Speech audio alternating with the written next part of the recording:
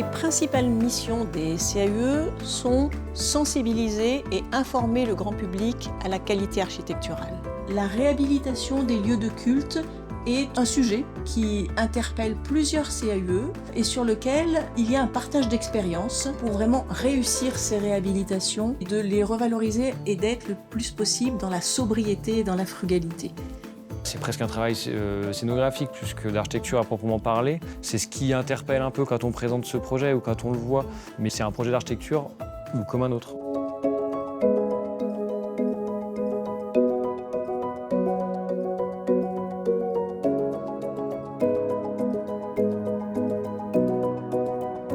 Donc ce bâtiment en fait est une ancienne église. La première pierre a été posée en 57 et elle a été bénie en 59. Elle a été en activité jusque dans les années 2000.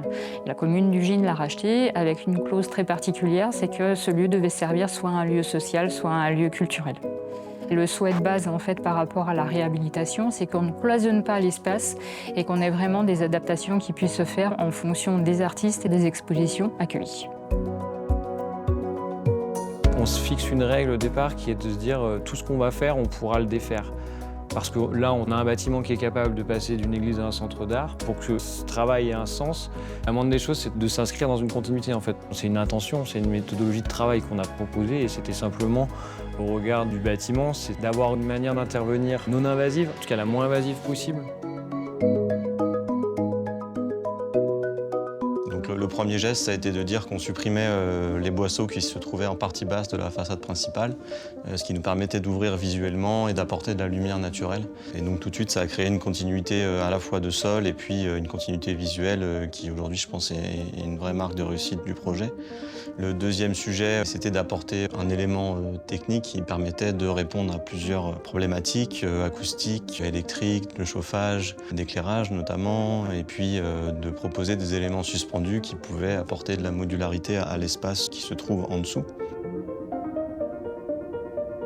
La première réunion de chantier, on avait une réverbération qui était de plus de 11 secondes, donc ce qui était insupportable et inimaginable pour ce type de programme. Donc pour réduire cette réverbération, le bureau d'études a déterminé une surface d'éléments acoustiques qui nous a donc donné le dimensionnement de cette structure qui remplit presque l'intégralité de l'espace, mais que l'on a fait le choix de positionner avec des attaches qui nous permettaient de le suspendre à la structure existante en béton armé du bâtiment. Il y a une question de non-temporalité dans le projet. C'est le matériau qui est mis en œuvre pour ce qu'il apporte. Il a fallu aussi rester dans une cohérence globale et trouver des entreprises vraiment de proximité. C'était quelqu'un d'Ugine qui a réalisé sur mesure dans son atelier à 500 mètres et qui a amené ici tous les éléments préfabriqués.